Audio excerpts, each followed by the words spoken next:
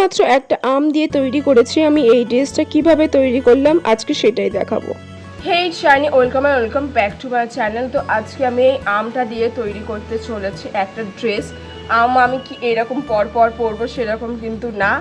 আম দিয়ে আমরা ফার্স্টে আম সত্ত্ব তৈরি করব এবং সেটা 2 থেকে 3 দিন রেখে দেব। তারপরে সে আম সত্ত্বটা দিয়ে কিন্তু ড্রেস তৈরি করব। এবং ড্রেসটা আম সত্ত্ব তো ওরকমভাবে পরা যায় না, যেটা আমরা দেবো সেটা হচ্ছে কি এই জামাটার ওপরে কিন্তু আমরা আম সত্ত্বটা রাখবো। তো চলো বেশি কথা না বাড়িয়ে ভিডিওটা শুরু করা যাক। এবং এই জামাটা কিন্তু আমরা ডিজাইন করব, মানে ডিজাইন করে আর কি তার উপরে আম সত্ত্বগুলো ডিজাইন করে করে বসাবো। তো এই জামাটা প্রথমে কাটা যাক এবং ডিজাইনটা আমি তোমাদের দেখিয়ে দিচ্ছি কি ডিজাইন আমি করতে চলেছি। তো ফাইনালি আমরা যে জামাটা আর কি দেখাচ্ছিলাম সেটা আমরা ছোটো করে টপের সাইজে কেটেছি এবং এখানে আমরা হলুদ কালারের জামা নিয়েছি, কারণ আমাদের যে আমটা ছিল সেটার কালার হলুদ। তো সেই থিমে আমি করার চেষ্টা করেছি। এবার হচ্ছে কিনা এটা আম সত্ত্বর দেওয়ার পালা এবং 2 দিন পরে ওয়েট করার পালা, যখন শুকাবে আম সত্ত্বরটা তখনই কিন্তু আমরা পরবো। আম সত্ত্ব দিয়ে যেহেতু আমি একটা জামা তৈরি করতে যাচ্ছি, তাই জন্য যেগুলো খারাপ আম সেই আমগুলো দিয়ে আম সত্ত্ব দেবো এবং এটা 3 দিনের জন্য শুকাতে রেখে দেব।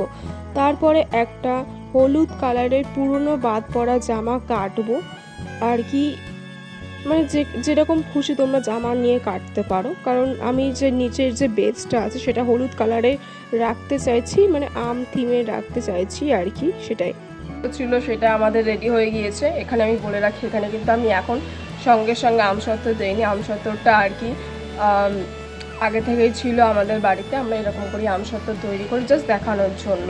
তো দেখো এই যে হচ্ছে আম সত্ত্ব, সেটা হচ্ছে কিনা এবার আমরা এটাকে জামার উপরে লাগাবো। তো চলো দেখা যাক। এটাকে কাটতে হবে ছোট ছোট পিসে, তারপরে এটাকে আমরা লাগাবো।